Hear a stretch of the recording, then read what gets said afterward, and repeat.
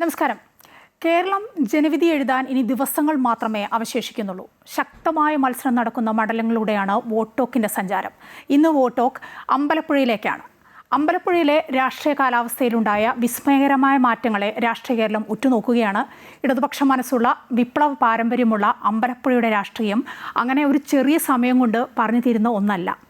ഇന്നും ഇടതുപക്ഷ മനസ്സുള്ള ജി സുധാകരനെ UDF ചേർത്ത് നിർത്തുമ്പോൾ അത് വലിയ വിസ്മയമാകുമോ, അതോ സജി ചെറിയാൻ പറയുന്നത് പോലെ അണയാൻ പോകുന്ന തീ ആളിക്കത്തലാണോ നടക്കുന്നത്?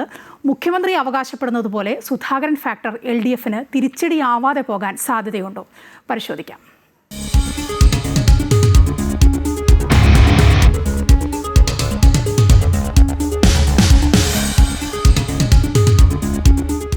വിനീഷ്, ഈ അമ്പലപ്പുഴയിൽ ഹാട്രിക് നേടിയ ജി സുധാകരൻ ഇന്ന് CPM കാരനല്ല. സ്വതന്ത്രനായി അമ്പലപ്പുഴയിൽ മത്സരിക്കുകയാണ്. അതും UDFൻ്റെ സഹായത്തോടെ, UDFൻ്റെ പിന്തുണയോടെ. അപ്പുറത്ത് സിറ്റിംഗ് MLA എച്ച് സലാം തന്നെയാണ് LDFനെ പ്രതിനിധീകരിക്കുന്ന LDFൻ്റെ സ്ഥാനാർത്ഥി. അപ്പുറത്ത് NDAയുടെ സ്ഥാനാർത്ഥിയായി ധീവര സഭാംഗമൊക്കെ ആയിട്ടുള്ള അരുൺ അനിരുദ്ധനാണ്. നമ്മൾ മറ്റു മണ്ഡലങ്ങളൊക്കെ പറയുമ്പോൾ ഒട്ടേറെ മണ്ഡലങ്ങളുണ്ട്. ത്രികോണ മത്സരം നടക്കുന്ന മണ്ഡലങ്ങളുണ്ട്, ഇഞ്ചോടിഞ്ച് പോരാട്ടം നടക്കുന്ന മണ്ഡലങ്ങളൊക്കെ ഉണ്ട്. ഏത് കൂട്ടത്തിൽപ്പെടുത്താം അമ്പലപ്പുഴ? ഒരു ഇഞ്ചോടിഞ്ച് പോരാട്ടം അമ്പലപ്പുഴയിൽ നടക്കുന്നുണ്ടോ? എന്തു തോന്നുന്നു? അമ്പലപ്പുഴയിൽ ഇഞ്ചോടിഞ്ച് പോരാട്ടം നടക്കുന്നുണ്ടോ എന്നതിനേക്കാൾ പ്രസക്തമായിട്ട് പറയേണ്ടത് അവിടെ ഒരു രാഷ്ട്രീയ പോരാട്ടം നടക്കുന്ന മണ്ണാണ്. ഇത്തവണയും അതിന് മാറ്റമൊന്നും ഉണ്ടാവില്ല. ഇപ്പോൾ ഇഞ്ചോടിഞ്ച് പോരാട്ടം ഉണ്ടോ എന്ന് ചോദിക്കുന്നതിൻ്റെ ഒരു സാഹചര്യം നമുക്കറിയാം.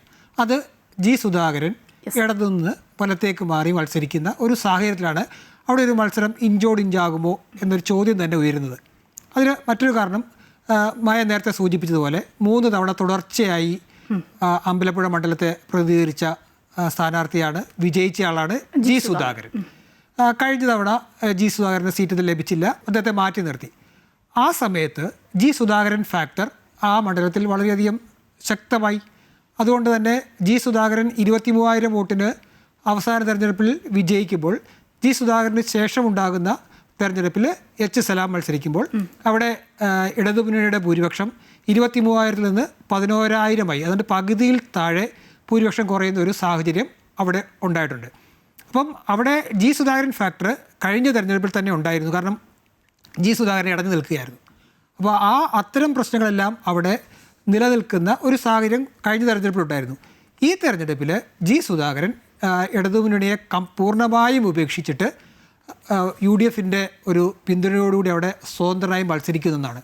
ഇത് രാഷ്ട്രീയമായിട്ട് ഈ മണ്ഡലം എങ്ങനെ കാണും എന്ന് തന്നെയായിരിക്കും അവിടെ ഏറ്റവും പ്രധാനപ്പെട്ടത്. കാരണം അവിടെ ഇടതുമുന്നണിക്ക് നമുക്കറിയാം പുന്നപ്രയുടെ നാടാണ്, അവിടെ സമര ചരിത്രങ്ങളുടെയൊക്കെ ഈറ്റില്ലമാണ്. അപ്പോൾ ആ രീതിയിൽ രാഷ്ട്രീയമായി നിലനിൽക്കുന്ന ഒരു മണ്ഡലം തന്നെയാണ് അമ്പലപ്പുഴ. ആ അമ്പലപ്പുഴയിൽ ഇത്തവണ എന്ത് സംഭവിക്കുമെന്നുള്ളത് നമുക്ക് എന്തായാലും അവിടുത്തെ ജനങ്ങൾ എങ്ങനെ വിധി എഴുതും എന്ന് തന്നെയാണ് എൻ്റെ ആദ്യമായിട്ട് തന്നെ വിലയിരുത്താൻ കഴിയുക. പക്ഷേ ഒരു കാര്യം വ്യക്തമാണ്, ആ മണ്ഡലം എല്ലാ കാലത്തും ഇടതുമുന്നണിക്കൊപ്പം തന്നെ നിൽക്കുന്ന ഒരു മണ്ഡലമാണ്.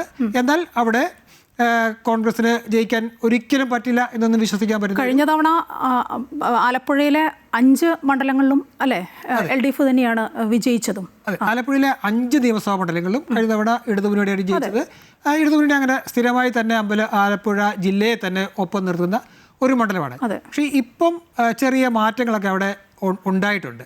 അതിൽ ഒരു മാറ്റം ഇപ്പോൾ ഈ തദ്ദേശ സ്വയംഭരണ തെരഞ്ഞെടുപ്പാണ്. കഴിഞ്ഞ ഇതിന് തൊട്ട് മുമ്പത്തെ തദ്ദേശ സ്വയംഭരണ തെരഞ്ഞെടുപ്പിൽ പൂർണ്ണമായും എല്ലാ പഞ്ചായത്തുകളും ആലപ്പുഴ നഗരസഭയും ഒക്കെ ഇടതുമുന്നണിക്കൊപ്പമായിരുന്നു. പക്ഷേ ഇത്തവണ അവസാനം നടന്ന തെരഞ്ഞെടുപ്പിൽ ആലപ്പുഴ നഗരസഭ UDFനൊപ്പമാണ്. ഏതാണ്ട് ഈ അമ്പലപ്പുഴ മണ്ഡലത്തിൽ 25ഓളം വാർഡുകൾ, അതായത് നഗരസഭയുടെ 25ഓളം വാർഡുകളുണ്ട്. പിന്നെ പുന്നപ്ര തെക്ക്, പുന്നപ്ര വടക്ക് പഞ്ചായത്തുകൾ അതിൽപ്പെടുന്നു. അമ്പലപ്പുഴ തെക്ക്, അമ്പലപ്പുഴ വടക്ക് പഞ്ചായത്തുകൾ പെടുന്നു, പുറക്കാട് പെടുന്നു.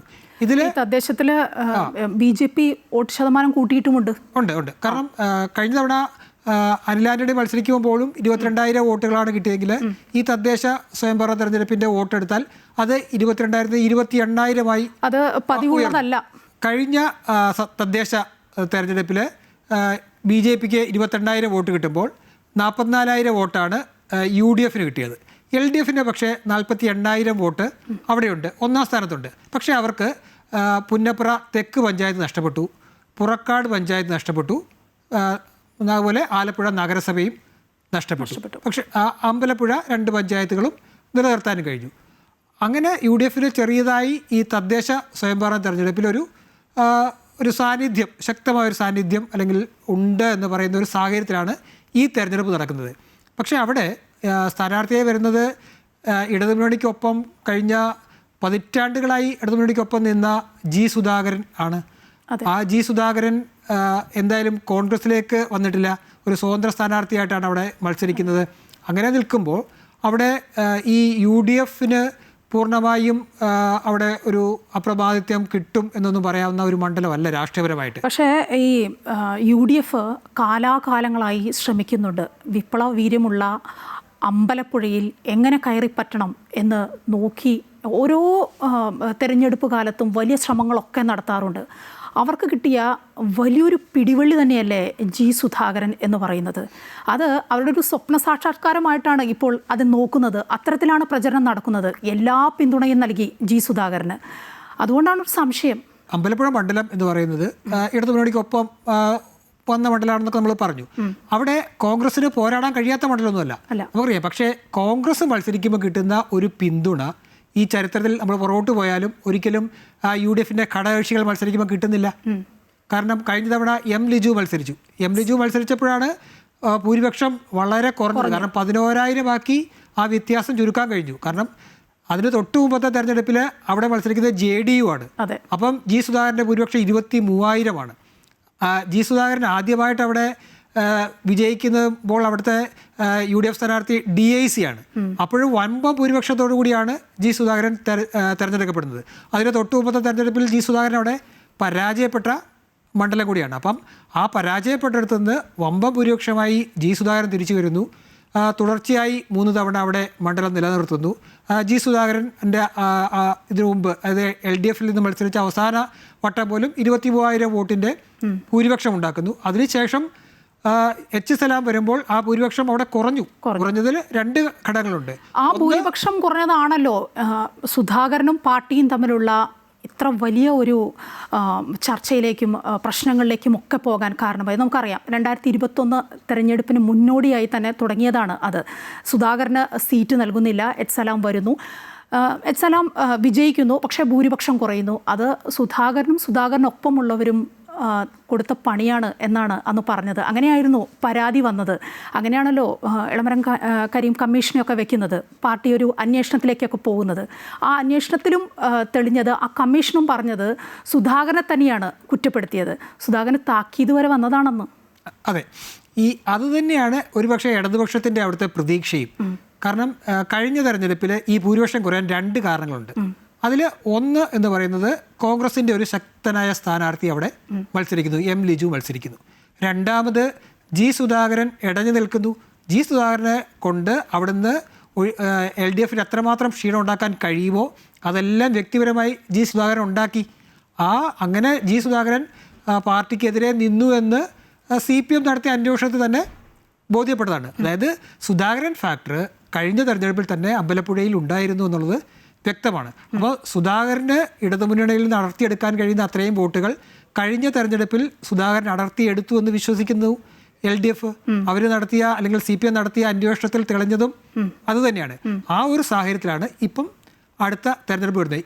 ആ തെരഞ്ഞെടുപ്പിൽ സുധാകരൻ ഓപ്പണായിട്ട് ഇപ്പുറത്തേക്ക് പോകുന്നു, സുധാകരൻ തന്നെ മത്സരിക്കുകയാണ്. അപ്പോൾ ജി സുധാകരന് ഇനിയും നേരത്തെ അവിടുന്ന് അടർത്തിയെടുത്തതിനേക്കാൾ കൂടുതൽ വോട്ട് അടർത്തിയെടുക്കാൻ കഴിയുമോ എന്നുള്ളത് ഒരു പ്രധാനപ്പെട്ട ചോദ്യമായിട്ട് അവിടെ അവശേഷിക്കുന്നുണ്ട്. ഒപ്പം തന്നെ ഈ സലാം എന്ന അവരുടെ സിറ്റിംഗ് MLA വിജയിപ്പിക്കുക എന്നുള്ളത് CPMൻ്റെ അഭിമാന പ്രശ്നമാണ്. അതായത് അടുത്തൊരു ഭരണം കിട്ടുന്ന പോലെ തന്നെ പ്രാധാന്യപ്പെട്ടതാണ് അമ്പലപ്പുഴയിലെ ഇടതുമുന്നണിയുടെ സ്ഥാനാർത്ഥിയുടെ വിജയമെന്ന്. സലാമിനെ വിജയിപ്പിക്കുക എന്നത് 2021 പാർട്ടിയുടെ വലിയൊരു ലക്ഷ്യമായിരുന്നു. പാർട്ടിയുമായി ഉടക്കി നിന്ന സുധാകരനെ പറഞ്ഞ് സമന്വയിപ്പിച്ച് അന്ന് സലാമിൻ്റെ പ്രചാരണ പരിപാടികളിലൊക്കെ പങ്കെടുപ്പിച്ചതാണ്. അത് നമ്മൾ കണ്ടതാണ് 5 വർഷം മുമ്പ്. സുധാകരൻ ഒന്നും മിണ്ടാതെ പ്രചാരണ പരിപാടികൾക്കൊക്കെ പോയി, അന്ന് അതുണ്ടായി. അന്ന് അങ്ങനെ സുധാകരനെ അനുനയിപ്പിച്ച് കൊണ്ടുവരാനുള്ള ഒരു പ്രധാനപ്പെട്ട കാരണം അമ്പലപ്പുഴ എന്ന് പറയുമ്പോൾ എല്ലാവർക്കും ആദ്യം വരുന്നത് സുധാകരൻ്റെ മുഖമാണ്. സുധാകരൻ്റെ വികസന കാഴ്ചപ്പാടാണ് വരുന്നത്. ആ വികസന കാഴ്ചപ്പാടൊന്നും എച്ച്സലാമിൽ കാണാനേ ആവുന്നില്ല. അതും വോട്ടർമാർ ശ്രദ്ധിക്കില്ലേ? അല്ല, ഈ വോട്ട് ചെയ്യുമ്പോൾ ഈ പറഞ്ഞ എല്ലാ കാര്യങ്ങളും വിലയിരുത്തി തന്നെയായിരിക്കും ജനങ്ങൾ വോട്ട് ചെയ്യുക. അതായത് സംശയമൊന്നുമില്ല. പിന്നെ മാത്രമല്ല, ഞാൻ പറഞ്ഞല്ലേ, സഖാവ് VS അച്യുതാനന്ദനെ 2 തവണ തോൽപ്പിച്ച മണ്ഡലമാണ് അമ്പലപ്പുഴ. അപ്പോൾ അവിടെ ഇടതുമുന്നണി ഒരു കാലത്തും തോക്കില്ല എന്ന് ഇടതുമുന്നണിക്ക് കരുതാൻ പറ്റില്ല. അതുപോലെ സുധാകരൻ അവിടെ പരാജയപ്പെട്ടിട്ടുണ്ട്. അപ്പം അങ്ങനെ തിരിച്ചടികൾ ഇടതുമുന്നണിക്ക് കിട്ടിയ ഒരു സ്ഥലം തന്നെയാണ് അമ്പലപ്പുഴ. പക്ഷേ അവിടെ ഈ എച്ച്സലാമിനെ നിർത്തുമ്പോൾ അവർക്ക് ജയിച്ചേ മതിയാവും കഴിഞ്ഞ തെരഞ്ഞെടുപ്പിൽ. അത് അവർ നേടിയെടുത്തു. അതിനേക്കാൾ കൂടുതൽ ഇത്തവണയും വിജയിക്കണം. അവിടെ ഈ പറയുന്ന വികസനം അങ്ങനെയുള്ള കാര്യങ്ങളിലേക്ക് ചർച്ച കൊണ്ടുപോകുന്നതിനേക്കാൾ കൂടുതൽ ഇടതുമുന്നണി അതിനെ ഒരു തങ്ങളുടെ ഒപ്പം വർഷങ്ങളായി പതിറ്റാണ്ടുകൾ നിന്ന് 2 മന്ത്രിസഭകളിൽ അംഗമായിരുന്നു. അതായത് VS അച്യുതാനന്ദൻ മന്ത്രിസഭയിലും പിണറായി വിജയൻ മന്ത്രിസഭയിലുമൊക്കെ മന്ത്രിയായിരുന്ന CPM ഒരുപാട് അവസരങ്ങൾ നൽകിയ അതിൻ്റെയൊക്കെ പ്രയോജനം കിട്ടിയ ഒരാൾ മറുകണ്ഠം ചാടുന്നു എന്നതാണ് അവിടെ അവർ. പക്ഷേ സുധാകരൻ മറുകണ്ഠം ചാടിയതിന് പാർട്ടിക്കുള്ളിൽ വലിയ പ്രതിഷേധമുണ്ട്. മുഖ്യമന്ത്രി പിണറായി വിജയൻ തന്നെ പറഞ്ഞ കാര്യങ്ങളൊക്കെ നമ്മൾ കേട്ടതാണ്. സുധാകരൻ ഇപ്പോൾ കോൺഗ്രസിനെ പ്രീതിപ്പെടുത്താൻ വേണ്ടി പലതും പറയുന്നു, ചെയ്യുന്നു എന്നൊക്കെയാണ് പറഞ്ഞത്. എങ്ങനെയാണ് ഈ സുധാകരൻ്റെ ഒരു മറുകണ്ഠം ചാടലിലേക്ക് വന്ന കാരണങ്ങളുണ്ടായത്? അത് ഒരിക്കലും സുധാകരൻ ഇന്നും ഒരു വിപ്ലവ മനസ്സുള്ള ആളാണ്. സുധാകരൻ ഏറ്റവും ഒടുവിൽ മാധ്യമങ്ങളോട് സംസാരിച്ചപ്പോഴും നമ്മളത് കേട്ടതാണ്. സുധാകരൻ്റെ മനസ്സിൽ ഒരു സഖാവാണ് സുധാകരൻ. ആ കമ്മ്യൂണിസം ഇപ്പോഴുമുണ്ട്. പക്ഷേ പല കാരണങ്ങൾ കൊണ്ട് സുധാകരനെ മാറ്റി ചിന്തിക്കേണ്ടി വന്നതാണ്. അത് ഒരുപക്ഷെ മുഖ്യമന്ത്രി പിണറായി വിജയനോടായിരിക്കില്ല ആ വിരോധം, മുതിർന്ന നേതാക്കളോടായിരിക്കില്ല. എനിക്ക് തോന്നുന്നു അത് പ്രാദേശിക ഘടകങ്ങളിൽ നിന്ന് ഉരുത്തിരിഞ്ഞ ഒന്നാണെന്ന് തോന്നുന്നു. തീർച്ചയായിട്ടും അതെ. അതാണ് അവിടെ LDF സംബന്ധിച്ചുള്ള ഒരു അനുകൂലമായ ഒരു ഘടകമുള്ളത്. കാരണം അവിടെ UDF ആ മണ്ഡലം പിടിക്കുക എന്നുള്ള ലക്ഷ്യത്തോടു കൂടിയാണ് സുധാകരനെ അവരെ പിന്തുണയ്ക്കുകയും അവരുടെ സ്ഥാനാർത്ഥിയെ നിർത്താതെ മുന്നോട്ട് പോകുന്നത്. കാരണം ഇടതുമുന്നണിക്കൊപ്പം അതിശക്തമായി നിൽക്കുന്ന ഒരു സീറ്റ് പിടിച്ചെടുക്കാന്ന്. പക്ഷേ സുധാകരനെ ഉപയോഗിച്ച് ആ മണ്ഡലം പിടിച്ചെടുത്താൽ ആ മണ്ഡലം ഒരിക്കലും UDFന് കിട്ടുന്ന ഒരു മണ്ഡലമായിട്ട് ഈ സാഹചര്യത്തിൽ കണക്കാക്കാൻ പറ്റില്ല. കാരണം സുധാകരൻ ഇടതുപക്ഷത്തെ തള്ളിപ്പറയിട്ടില്ല, ഇടതുപക്ഷ ആശയങ്ങളെ തള്ളിപ്പറയുന്നില്ല, CPMൻ്റെ പൂർണ്ണമായും തള്ളിപ്പറയുന്നില്ല. അവിടെ ഒരു പ്രാദേശിക വിഷയം മാത്രമാണ് നിലവിൽ സുധാകരൻ മുന്നോട്ട് വച്ചിരിക്കുന്നത്. അതിനെ CPMൻ്റെ ചില കേന്ദ്ര നേതൃത്വങ്ങൾ അല്ലെങ്കിൽ സംസ്ഥാന നേതൃത്വത്തിലെ ചിലർ പിന്തുണച്ചു. കാരണം ഒരു സംവിധാനത്തെ പിന്തുണച്ചു എന്ന് മാത്രമേ പറയാൻ കഴിയുള്ളൂ. അപ്പോൾ ആ ഒരു സാഹചര്യത്തിലാണ് സുധാകരൻ അവിടെ മത്സരിക്കുന്നത്. അപ്പോൾ അതുകൊണ്ട് സുധാകരനെ ജയിപ്പിച്ചാൽ പോലും ആ മണ്ഡലം UDFന് കിട്ടിയെന്ന് പറയാൻ കഴിയില്ല. അപ്പോൾ ആ ഒരു സാഹചര്യം തന്നെ ഇടതുപക്ഷം അവിടെ പരമാവധി പ്രയോജനപ്പെടുത്തും.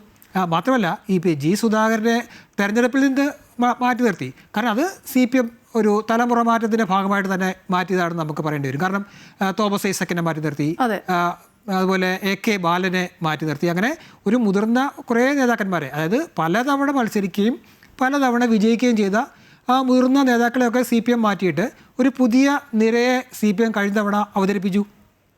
അങ്ങനെ തെരഞ്ഞെടുപ്പിൽ അവതരിപ്പിച്ച സമയത്താണ് കേരളത്തിന് തന്നെ ചരിത്രത്തിൽ ആദ്യമായിട്ട് ഒരു തുടർഭരണം ഇവിടെ ഉണ്ടാകുന്നത്. അത് ഇതിനു മുമ്പ് UDFനോ LDFനോ കഴിയാത്ത ഒരു തുടർഭരണം മുഖ്യമന്ത്രിയും പാർട്ടിയും അത് ഇപ്പോഴും പ്രതീക്ഷിക്കുന്നുണ്ട്. അതാണ് അവരുടെ വാക്കുകളിൽ നിന്നൊക്കെ മനസ്സിലാവുന്നത്. ഏതായാലും അമ്പലപ്പുഴയിൽ ഇപ്പോൾ CPMൽ ഉണ്ടായിരിക്കുന്ന വിഷയം, സുധാകരനുമായി ബന്ധപ്പെട്ട ഈ വിഷയം പാർട്ടിയെ സംബന്ധിച്ചിടത്തോളം അതൊരു മൂല്യച്യുതി തന്നെയല്ലേ? അതോ പാർട്ടി പറയുന്നത് പോലെ സുധാകരൻ്റെ പാർലമെൻ്ററി മോഹമാണോ? എവിടേക്കാണ് എത്തുന്നത്? അല്ല, ഇതിനകത്ത് 2 കാര്യവും ഉണ്ട് എന്ന് പറയേണ്ടി വരും. കാരണം സുധാകരൻ തന്നെ നമുക്കറിയാം, ഇതിനൊക്കെ തൊട്ട് മുമ്പ് തന്നെ തനിക്ക് ഒരിക്കൽ കൂടി മത്സരിച്ചിട്ട് വിടവാങ്ങാൻ ആഗ്രഹമുണ്ടെന്ന് പറയുന്നു. കാരണം സുധാകരൻ ഒരുപാട് അവസരം കിട്ടിയ നേതാവാണ്. സുധാകരന് അവിടെ നല്ല ജനസമ്മതിയുമുണ്ട്. സുധാകരൻ ഇടതുപക്ഷത്തിൻ്റെ സ്ഥാനാർത്ഥിയായിട്ട് അവിടെ വീണ്ടും മത്സരിച്ചാൽ പരാജയപ്പെടും എന്നുള്ളത് കൊണ്ടൊന്നും അല്ല സുധാകരനെ അവിടെ നിന്ന് മാറ്റിയത്. അപ്പോൾ പാർട്ടിക്ക് ഒരു നേരത്തെ പറഞ്ഞതുപോലെ ഒരു തലമുറ മാറ്റം അവർ ആഗ്രഹിക്കുന്ന രീതിയിലാണ് ഒരു പറ്റം നേതാക്കളെയാണ് അവരന്ന് ഒഴിവാക്കിയത്. പിന്നെ സുധാകരനെ പോലെയുള്ളവർ പാർട്ടിയിലുണ്ടാവുകയും സഭയിലൊക്കെ വരികയും ചെയ്യുന്നത് ഇടതുപക്ഷത്തിനൊരു കരുത്താണ്. അക്കാര്യത്തിൽ യാതൊരു സംശയവുമില്ല. പക്ഷേ ഈ തെരഞ്ഞെടുപ്പിൽ മത്സരിപ്പിച്ചില്ല എന്നൊരൊറ്റ കാരണം കൊണ്ട് സുധാകരൻ പാർട്ടി വിടേണ്ട ഒരു സാഹചര്യം ഉണ്ടാകുന്നത് അത് പാർട്ടിക്ക് ഒരു പരാജയം തന്നെയാണ്. കാരണം അത് ഒഴിവാക്കാൻ പാർട്ടിക്ക് സുധാകരനെങ്കിലും ബോധ്യപ്പെടുത്താനുള്ള ഒരു കഴിവ് ആ നേതൃത്വത്തിന് അല്ലെങ്കിൽ ആ പാർട്ടിക്ക് ഉണ്ടാവേണ്ടതാണ്. കാരണം ഇത്രയും വർഷം, അതായത് ഒരു ഇടതുപക്ഷത്തിൻ്റെ സഹയാത്രിയായത് വിദ്യാർത്ഥിയായിരിക്കുന്ന കാലം മുതൽ തുടർച്ചയായി ആ രീതിയിൽ തന്നെ നിലനിൽക്കുന്ന സുധാകരനെ അനുനയിപ്പിച്ച് നിർത്താൻ കഴിയാതെ പോയത് ഇടതുപക്ഷത്തിന് വലിയ ഒരു പരാജയമാണെന്ന കാര്യത്തിൽ സംശയമൊന്നുമില്ല.